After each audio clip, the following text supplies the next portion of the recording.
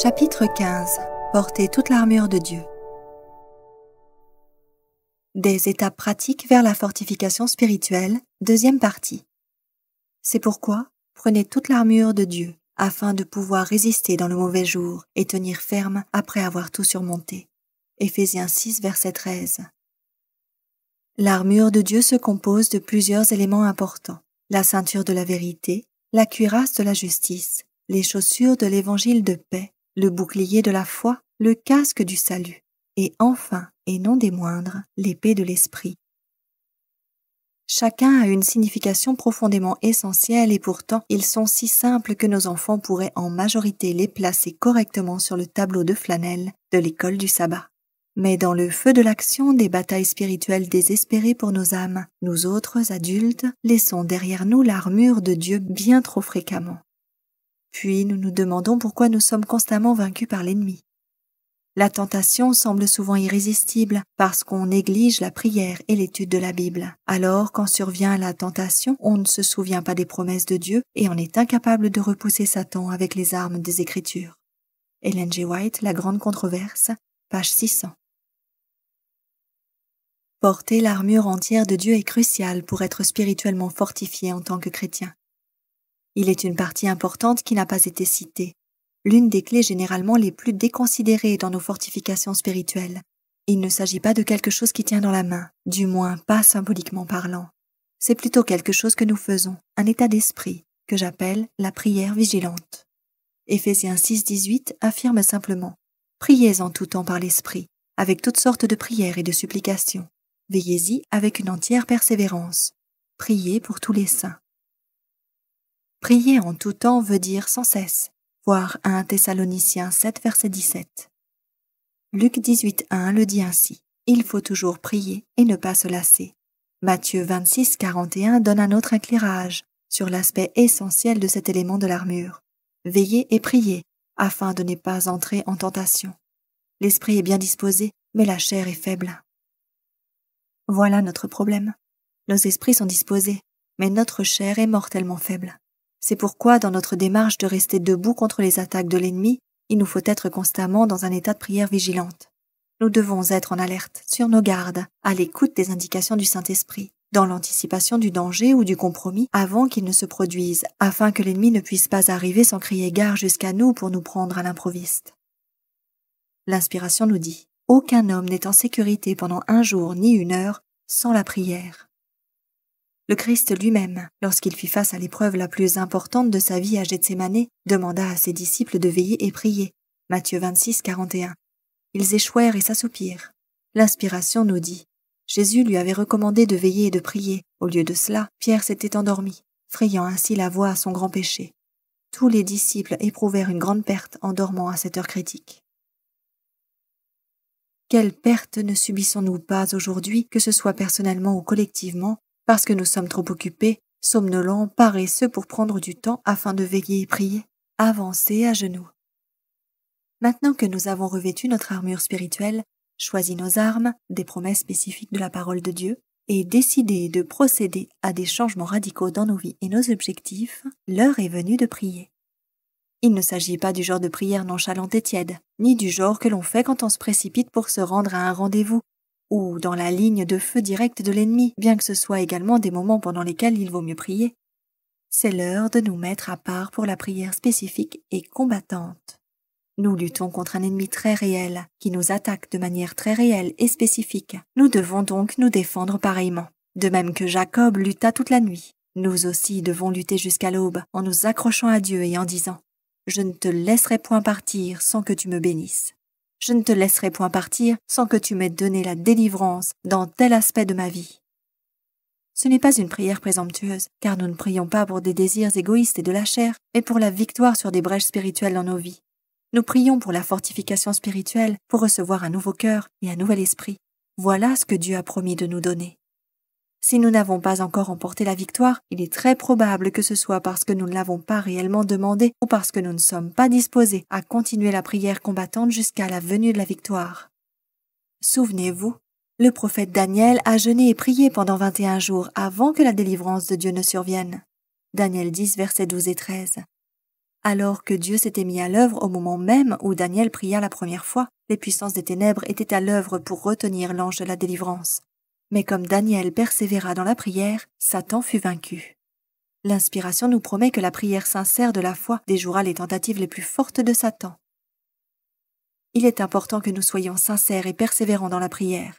Bien que faibles et défectueux, si nous tenons ferme avec foi, nous pouvons avoir l'assurance que Dieu nous donnera la victoire que nous recherchons. Elle ne viendra peut-être pas instantanément, mais elle viendra. Jacob a vaincu parce qu'il était déterminé et persévérant. Sa victoire est une démonstration de la puissance de la prière persévérante. Quiconque se saisira comme lui des promesses de Dieu avec ferveur et persévérance remportera le même succès. Ceux qui ne sont pas prêts à renoncer à eux-mêmes, à agoniser devant Dieu, à prier longtemps et sincèrement pour avoir la bénédiction de Dieu, ne l'obtiendront pas. Ils sont peu nombreux ceux qui luttent avec Dieu. Si peu ont eu leur âme attirée au Seigneur avec toute l'intensité possible jusqu'à ce qu'il n'ait plus de force. Quand les vagues d'un désespoir qu'aucune langue ne peut exprimer déferlent sur l'âme du suppliant, combien peu se cramponnent aux promesses de Dieu avec une foi ferme. Accrochons-nous avec une foi résolue aux promesses de Dieu, tenons ferme, et n'arrêtons que lorsque chaque brique sera de retour à sa place dans notre muraille, que tous les points d'appui de l'ennemi seront abattus. Si nous n'avons pas envie de prier, c'est précisément le meilleur moment pour nous de prier. En persévérant dans la prière, cette envie viendra, et bientôt, il en sera de même pour la victoire. Cherchez à vivre dans l'obéissance. Désormais, il nous faut vivre ce que le Saint-Esprit nous dit. Nous devons continuer à nous détourner de nos habitudes de réflexion et d'attitudes pécheresses et apprendre à vivre en obéissant à la parole de Dieu. En suivant les incitations de l'Esprit Saint, il nous guidera pour agir de manière spécifique. Cette œuvre peut sembler différente pour chacun de nous, tout comme les batailles, car lui seul connaît nos zones de faiblesse et de besoin, mais le résultat sera identique. Une communion de plus en plus proche avec lui. Si le cœur est renouvelé par l'Esprit de Dieu, la vie en rendra témoignage. S'il est vrai que nous ne pouvons rien faire pour changer nos cœurs, pour nous rendre tels que Dieu nous veut, si nous ne devons avoir aucune confiance en nous-mêmes ou en nos bonnes œuvres, notre vie révélera néanmoins que l'Esprit de Dieu demeure en nous. Un changement se remarquera dans notre caractère, nos habitudes et nos préoccupations. Le contraste entre ce qu'on a été et ce qu'on est sera marquant. L'obéissance peut paraître différente pour chacun d'entre nous. Pour moi, ça voulait dire choisir de vivre sans télévision et en instaurant des frontières autour de mes activités de réseau social et d'Internet. Plutôt qu'elle me contrôle et monopolise tout mon temps et mon attention, j'autorise Dieu à les contrôler. Ça peut sembler extrême pour certains, mais si vous y réfléchissez, quel pourcentage de ce que nous regardons sur le grand écran ou sur Internet nous rapproche de Dieu? N'est-il pas faible? En majorité, il s'agit de violations directes des principes des Écritures, voire Philippiens 4, verset 8, si vous vous posez des questions, à savoir des plaisirs superficiels, d'attachement aux biens de ce monde, de cancans, de crimes, de luxure, d'adultère, de prendre le nom de Dieu en vain. Il se peut que nous ne soyons pas d'accord personnellement avec ces comportements, mais nous fermons les yeux en les autorisant dans nos foyers via la télévision, Internet ou les films que nous regardons. Ce n'est pas pour rien que la Bible nous dit de ne rien mettre de mauvais devant nos yeux, Psaume 101, verset 3. Quand on regarde constamment ce genre de choses, on affaiblit nos murailles spirituelles de fortification. Et rapidement, il se peut même qu'on y prenne part. L'obéissance peut sembler difficile au début, voire extrême. Cependant, lorsqu'on s'abandonne chaque jour à Dieu et qu'on prend part à la bonté abondante qu'il attend de déverser sur nous, on ne regrettera même pas ses amusements, activités et péchés superficiels qui nous plaisaient autrefois. Ces dons sont bien meilleurs. Je peux l'attester par des milliers d'occasions. Il est important que nous restions sur nos gardes et que nous ne laissions pas Satan utiliser notre obéissance contre nous. Parfois, quand certaines réformes commencent à se mettre en place dans nos vies, l'orgueil s'ensuit. Il nous faut nous rappeler que nous sommes sauvés, non parce que nous aurions fait des œuvres de justice, mais en vertu de sa propre miséricorde. Tite 3, verset 5. C'est pour cette raison qu'il nous serait bon de demander systématiquement à Dieu de sonder nos cœurs, Jérémie 17, verset 10, et de nous assurer qu'aucune autojustice ni aucun autre compromis spirituel ne se soit glissé furtivement. Ellen G. White écrit « Quand tous les torts connus auront été réparés, il nous sera possible de croire que Dieu répondra à nos demandes. Notre propre mérite ne pourra jamais nous recommander favorablement auprès de Dieu. Seule la valeur de Jésus nous sauve. C'est son sang qui nous lave. Cependant, nous avons une œuvre à faire en nous soumettant aux conditions d'acceptation. Alors faites aujourd'hui ce qu'il demande aujourd'hui, quoi que Dieu vous demande de faire.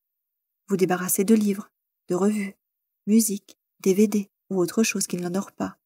Faire le ménage dans vos messages électroniques, votre disque dur ou votre armoire. Vous réconcilier avec un collègue dans le ministère que vous auriez blessé. Ne le remettez pas à plus tard. Ne vous débarrassez pas juste de ce qui est mauvais. Apprenez à remplacer le mauvais par du bon de manière active et persévérante. Luttez contre toute intrusion ennemie. En commençant à faire un pas après l'autre vers la fortification spirituelle dont j'ai parlé, ne vous attendez pas à ce que l'ennemi se repose tranquillement alors que vous reprenez son territoire. Vous avez déclaré la guerre et il ne va pas se laisser faire. Vous devez continuer à veiller et prier. Demandez à Dieu de vous fortifier afin de repousser avec audace tout compromis qui chercherait à revenir dans votre vie, haïssant jusqu'à la tunique souillée par la chair. Jude 23. Je déteste les guêpes, les abeilles et tout ce qui pique, au point que si l'une d'entre elles rentre dans ma maison, je ne trouverai pas le repos avant qu'elle ne soit tuée. Il est arrivé qu'une guêpe se soit faufilée dans ma chambre au milieu de la nuit, et dans mes tentatives de mettre fin à ses jours, sans le faire exprès, je l'ai écrasée dans une fissure. J'ai découvert plus tard qu'il s'agissait du climatiseur. Cependant, je ne savais pas où elle était passée, et je suis restée éveillée pendant 2 heures au milieu de la nuit en retournant toute ma chambre pour essayer de la trouver. J'aurais dû abandonner mes recherches et retourner dans mon lit, mais je ne pouvais pas dormir en sachant qu'elle était là, quelque part dans ma chambre.